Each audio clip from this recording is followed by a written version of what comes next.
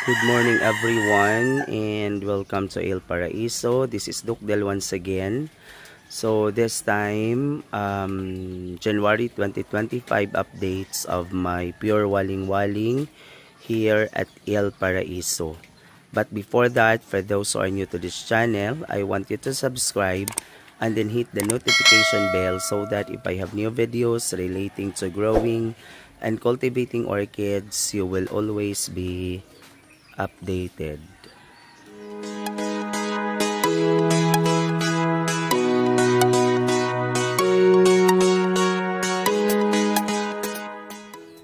So this time, we are here now at the area where my Vanda Sanderiana, Sanderiana alba, and a native crosses, here at El Paraiso. And if you try to look at this, this is a 20-meter side, 20-meter side, 20 by 8, 20 yung kanyang taas, and then 8 ang kanyang wide. So talagang here we only fitted the screen. This is a 75% na screen, and I ordered this actually this is a woven net, and this is coming from Indonesia. Okay, so here here this is made of varieties of orchids. However, 95% here are waling-waling cruces and pure, So ito yung mga itong mga maliliit na ito, ito yung mga nabili ko sa Sistuna Garden na 3 for 1,000. Okay. So meron ditong mga iilan. Okay. Tingnan natin kasi nagsimula na silang mag-thrive dito sa garden, and they are composed of different sizes. So ito, this one, this is Vanda Sanderiana. This is from Flask. Kasi dati nag-order ako ng Vanda Sanderiana na nasa flask, nasa bottle. However, talagang 3 lang ang nag-survive, at isa ito sa mga nag-survive sa mga number of Vanda Sanderiana na nasa loob ng bottle. Okay. So 3, yung 2 andun sa kabila. Okay, so ito, So nilagay ko sila sa plastic na pot, This is a circle plastic pot. Yung iba nasa square pots. Okay. So tingnan natin, napaka-healthy po nila. Yan po, So yung ganito, this is I think this is 750. Okay, so this is a pure Vanda Sanderiana. Yung iba kasi nabili ko sila ng 3 for 1,000. So hindi ko na matandaan kung alin dito yung Sanderiana at saka alin dito yung alba. But I'm pretty sure that most of the Vandas here, actually ang waling-waling is a type of strap, This is a strap leaf Vanda. A strap leaf that refers sa sa kanilang sa uri ng dahon na mayroon sila. So ito, napakaliit pa. Nabili ko ito kay Sir Mon, pero tingnan ninyo parang na siya, siguro nasobrahan ito sa fertilizer kaya hindi na lumaki.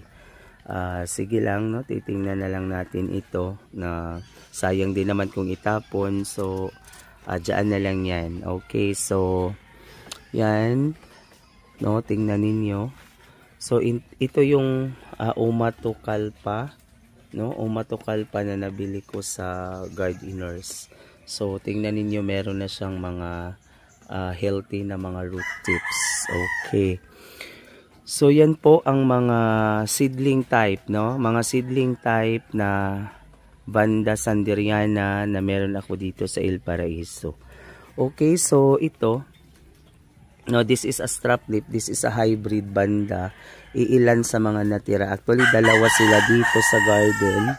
Ito, no, nilagay ko sila dito kasi napaka-healthy po nila. Okay, kagagaling lang nito sa pamumulaklak. This one, no, and ito, no. So this is a Vanda sanderiana na nabili ko sa live kay Sir Rowell. Okay, hanggang ngayon I am still waiting na magkaroon siya ng ugat, no. So nasa healing process pa po siya. Good to know, good to see na napaka-healthy naman po ng kanyang mga dahon. Wala naman pong pagbabadya na mamamatay siya, healthy yung dahon. Tingnan nyo yung pinakadulo na dahon, healthy naman po siya. So, we will have to wait hanggang magkaroon siya ng mga bagong ugat. Okay, so let's continue. No, okay, so ito, this is strap leaf Vanda. Ito ay walang ID, no?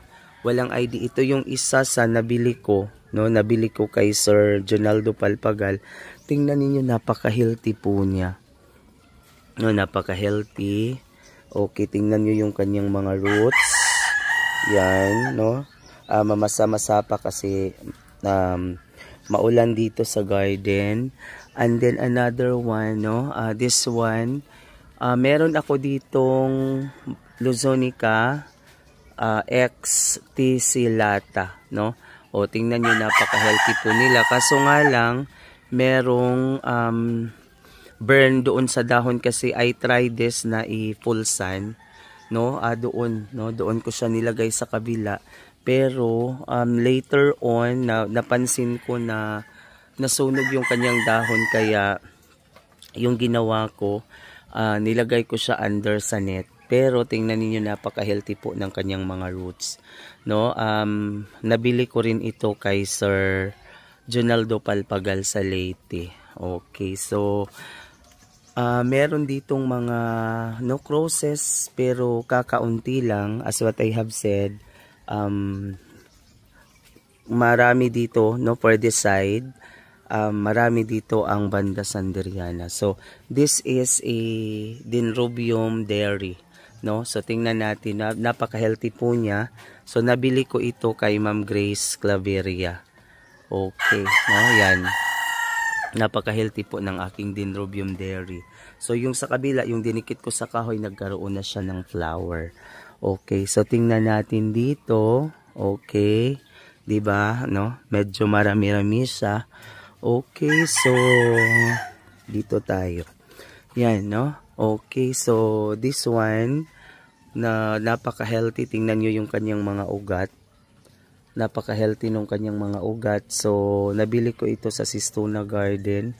Kaso nga lang wala siyang ID, no? Sir Neil, patulong naman kung ano ang ID nito. And then this one, no? Kasi sabi ni Ma'am Hani, mas maganda talaga yung mga Vanda sanderiana na ilagay natin sa square pot na walang charcoal, no? Mas siya, mas madaling tumubo yung kanyang mga ugat. So we tried. Okay, no? So yan. Okay, so another one. Okay, this is a wild form Vanda sanderiana. Tingnan nyo, napaka-healthy po ng kanyang, no? So since ito, tingnan nyo yung kulay ng kanyang root tip, medyo brown na violet. So this is an indication na yung kulay ng bulaklak ng Vanda sanderiana is dark, no? So yung mga ano tawag dito, no? Yung kulay pink na may brown na dotted. However, dominant talaga doon yung kanyang brown na mix, no, sa flower. Okay, so this is, no, malaki na po sila, malalaki na. So this is already a junior size, I think. So, sabi nga, no, antayin natin, no? Kasi marami dito yung mga seedling type after 6 years. Okay. So, this is also, no, this one, no, isa ito sa nabili ko kay Sir Neil. Okay, this is a Sanderiana alba. No, ito yung puti. Meron lang siyang medyo mga dots doon sa ano, brown dots doon sa dahon, pero healthy naman po siya. Tingnan ninyo. So, meron lang lumabas na bagong ugat. So, thank you so much, no? Kasi we manage, kasi nung nabili ko ito, yan lang, no? Parang lahat ng kanyang mga ugat ay patay. However, this one, okay, this is, no, meron na siyang bagong ugat na lumabas. That is an indication na talagang bumagay siya sa lugar kung saan natin siya nilagay. So, this one as well, no, this one, o yan, no, wala pa siyang bagong ugat pero healthy naman po. This is also a Sanderiana alba. Okay, so ang meron akong iilan dito sa garden na Sanderiana alba, pero majority talaga dito Vanda Sanderiana kasi napaka-pricey po ng mga Vanda Sanderiana, no, Sanderiana alba. No, so ito rin nabili ko ito na walang ID. No, napakaganda po naman. So para siyang, no, ang dahon para siyang Vanda Sanderiana, no, sa dahon lang pero hindi natin alam. Pero this is no, crosses ito, no, crosses ito ng Vanda Sanderiana. So another one, I have here an update. So ito yung isa nabili ko sa, no, nag-message, this is actually coming from a seller, no, an online seller na nag-message sa akin. Siguro nakita niya ako nagmamine sa mga live selling, and then I love Vanda Sanderiana. So I know that this is Vanda Sanderiana. Dahon pa lang, tsaka, no, nung binili ko ito, wala itong kaugat. No, ito yun, no, yung sa dulo. Ito ang ugat. Ito mga bago na ito. So dito na itong mga bagong ugat dito na yan nabuo sa garden. Okay. And then talagang ang sabi nga, no, ika nga ang pag-aalaga ng orchids ay sugal, no? It takes patience. So this one, oh, tingnan niyo, ito yung aking tulumnia, no? Kagagaling lang ito sa pamumulaklak. Alam niyo ang tulumnia is dati, this is a type of cymbidium. Pero maliliit sila, no? Family sila ng mga dancing lady. Maliliit. So, nilagay ko siya sa isang kahoy na hindi talaga ito nalalanta. No, this is a magkuno. And then, I am planning to propagate this. Pero hindi pa ngayon, no? Kasi wala pa akong kahoy na paglalagyan. So, this is one of the tulumnia na aking na-order din online. So, actually, 5 ito, pero ngayon, 4 na lang sila. Isa doon, 2, 3. Tsaka yung isa ay parang ano siya eh, no? Merong problema, no? Merong problema doon sa dahon. So, try natin itong agapan mamaya. Okay. So, here, no? So, another one, no? This is also a wild form of Vanda Sanderiana. Okay, yan. No, so talagang nakahang lang sila dito sa garden. So ito kasabayan ito nung, no, yung sinabi ko sa inyo yan, no, na Vanda Sanderiana, nasabi din nila na Vanda Sanderiana, pero halata naman na hindi. Pero let us try to cross our fingers what is the flower of this one, kasi no, healthy naman po siya, no, healthy. Para siyang mukara. I'm pretty sure na hindi talaga yan Vanda Sanderiana. Pero alam naman natin na sa live selling, meron silang mga sinasabi na waling-waling. Pero yun daw ang sabi nung may-ari, no? Okay, so another one is this, no? Okay, this one. This is Vanda Sanderiana. Nung mabili ko ito kay Ma'am Grace Claveria, so meron itong flower, no? Meron itong flower. Actually, flower na ito. And until now, so patuloy nating inaalagaan. Meron na siyang mga bagong ugat na lumitaw. So I hope na, no, continue yung kanyang pag-thrive dito sa garden. Another one, this one, o tingnan niyo, this is Vanda sanderiana. Napakalaki na po niya. This is a flowering size, no, blooming size. So I am really praying that next August, kasi yung yung season ng mga waling-waling ay August. So I am praying na some of this waling-waling here at Il Paraiso, magkakaroon na sila ng flowers next nila na season. O tingnan ninyo ito, no? This one, nung mabili ko ito, this is also from live selling. Alam ko Vanda sanderiana siya, kaya napamain ako. So dalawa sila, merong mother plant, merong kiki doon. Tingnan nyo doon sa kiki, napakaraming ugat. Tingnan nyo, no? Green ang kanyang, pero yung iba, no, meron siyang, hindi siya kulay, hindi siya pure green, no? Parang halo siya ng green at saka brown or violet. So tingnan ninyo, no? So nung nabili ko ito, wala itong kaugat-ugat, pero tingnan nyo ngayon, no? Napaka-healthy po nila. So depende lang talaga yan sa pag-aalaga natin ng ating mga orchids, no? Especially mga waling-waling, talagang aalagain sila. Okay. So another one, this one also, no, this is also a blooming size, no. So meron akong ini-expect na mga waling-waling na mag-bloom talaga next season sa August next year. So kaya nga bumili ako ng may malaki, may maliit, para, no, at we could be able to start seeing the beauty of this orchid. Kasi itong waling-waling, this is known to be the queen of Philippine orchids. Okay, so dati daw mura lang ito, pero ngayon talagang ang maganda sa orchids, if you are collecting, hindi siya katulad ng iba. For example, cellphone, pag matagal na, no, naging mura yung mga yung price, no, the value. Pero the orchids, especially waling-waling, para siyang gold na tumatagal, nagmamahal ang kanyang halaga, no? The value is increasing.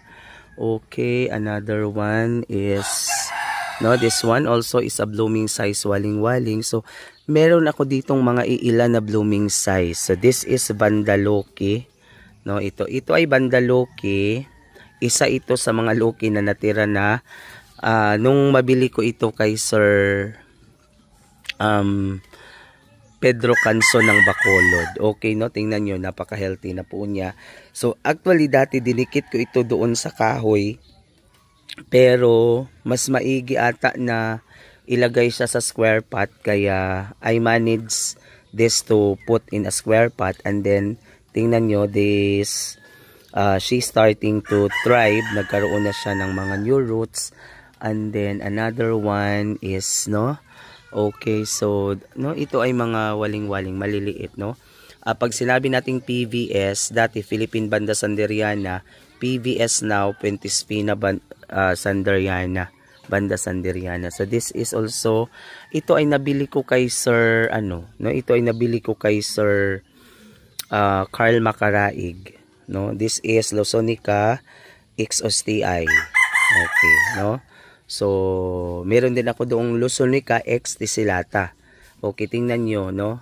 Nagsimula na silang magkaroon ng mga new roots. Okay, no? So, as an orchid lover, as an orchid grower, pag makita mo talaga na healthy yung iyong mga plants, no? That will, okay, no?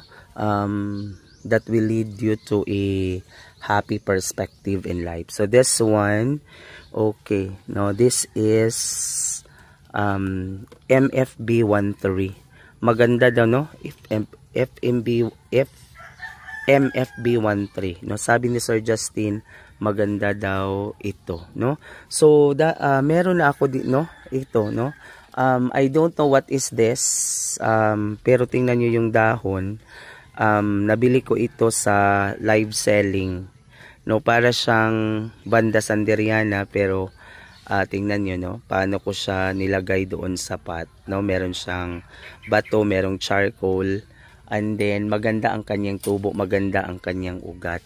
Okay, so this one, so this is MFB 145. Anong mabili ko ito, meron na siyang, no, meron siyang flower. Pero, no, unti-unti, siguro, no, nag-adjust pa siya. Pero ang maganda, meron siyang kiki. No, meron siyang kiki. Okay, so, no, ito yung aking Banda Manila, no. Ito yung aking Banda Manila na nabili ko sa kay Ma'am Christine. Okay, patuloy na lumalaki. Okay, so kay Sir Jonaldo, sabay kaming bumili nito. Ang sa kanya talaga, no, ang lalaki na. Yung sa akin, kasi napabayaan siya nung magsimula talaga ang, no, magsimula ang pasukan. Okay.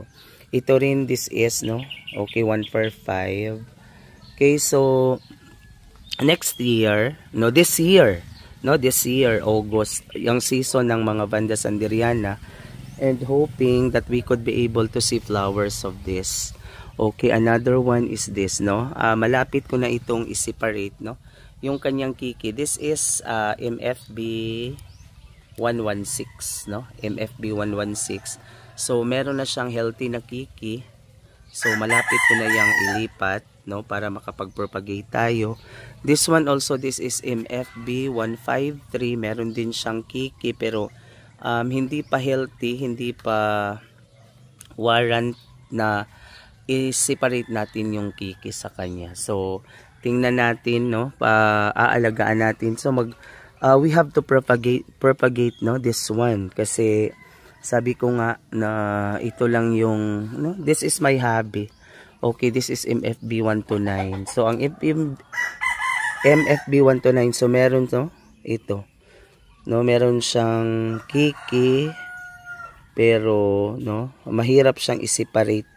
Okay, so hayaan na muna natin siya hanggang sa pwede natin siyang i-separate. So another one, no, dito. So tingnan ninyo, no, maganda talaga ang dulot ng rooting hormone sa kanila. Okay, so these are native orchids na nabili ko sa online na sabi nila waling-waling, no? Hindi naman yan waling-waling. So ito, tingnan na lang natin yung ano, no? We could not blame the seller kasi nagmine tayo. Ang mahalaga, this is native, no? And then let us try to exert our effort para magkaroon sila ng bulaklak. Okay, so this one, no, nabali siya pero meron siyang magandang ugat. So, hoping na magkaroon siya ng kiki, no? So that hindi masayang yung pera na binili natin dito. This one also, no? Nagsimula na siyang magkaroon ng healthy na root. So, yan, no? Nung binili ko ito talagang hindi sigurado na mabuhay kasi yung kanilang mga ugat ay talagang patay na, no? So kailangan nating alagaan para magkaroon siya ng mga bagong ugat. So yan po sila, no? And one last na meron akong nabili na waling-waling. Mura lang to kasi, no, no, na nasa ano ito, no, nasa live selling ito yun, no. Talagang I mine this right away.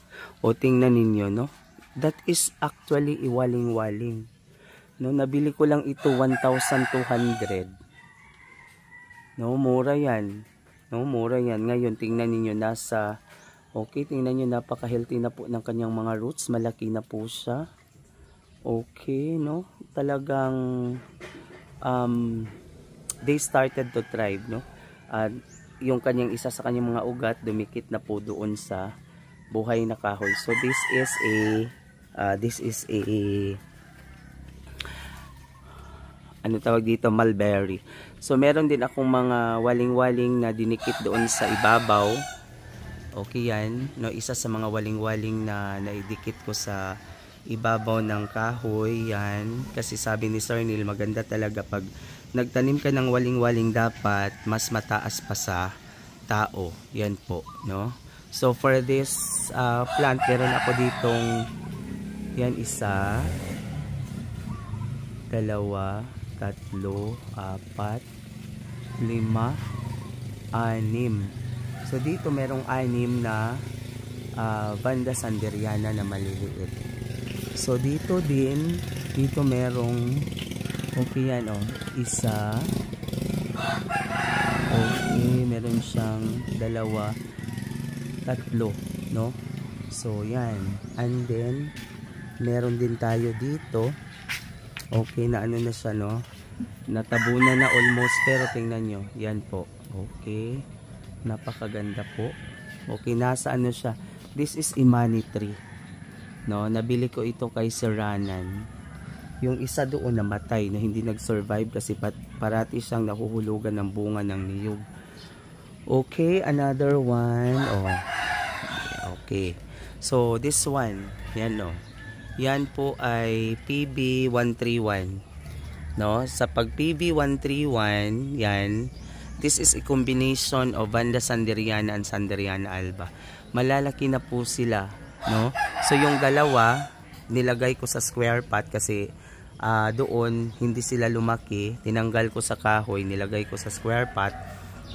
And then itong tatlo andito siya, patuloy na lumalaki. Yung isa malaki na. So 6 talaga ito, no? So there are 6 of this here at Il Paraiso. Nabili ko lang din ito doon sa Sistuna Garden. Yan po, no? So tingnan ninyo yung nabili ko na this is a ano tawag dito?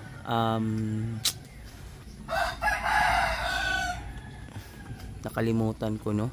Okay, no? So doon, no? Yung Lusonica na nabili ko kay Ma'am Beth ng Luzon. And then lastly, dito tayo, no? Okay, so I extended my waling-waling here. No, I extended my waling-waling here kasi okay yan po, no? Tingnan niyo. Yan yung definition yan na nabili ko kay Sir Carl Macaraig, no? Napakaganda na po ng kanyang roots. Galing pala ito sa mga asera kasi doon sa kanyang ID sa likod may asera na kapangalan. Okay, so here, okay, I extended my waling-waling here. Ito yung napanalunan ko, no, sa Sistuna Garden. So this one also, this is a pure waling-waling. So this one is crosses, yan. And so another extension, no, so dito ko sila nilagay. Okay, so this one, this is also a ano ito, no? Tingnan natin. Meron kasi silang mga ID. So this is also a PVS, no? Ito I hope mag-survive siya kasi tinanggal ko siya doon sa kahoy kasi natatabunan siya ng mga sanga. So tinanggal ko siya. This is a Sanderiana alba. No, this is an alba. This is a seedling before. No, seedling lang to, pero tingnan nyo, malaki na po siya. Pero tinanggal ko siya, no, hoping na mag-survive para mas maparami natin ito dito sa garden. So yan po, no. So yan ang aking mga waling-waling dito sa garden, yung aking mga Phalaenopsis. Those are natives, no. So I hope that we could be able to propagate more. Magkaroon tayo ng mga maraming waling-waling dito sa garden sa Il Paraiso. And no, ito lang po sa ngayon. This is a January 2025 updates. Okay. Maraming salamat sa panunood hanggang sa muli at marami pong salamat.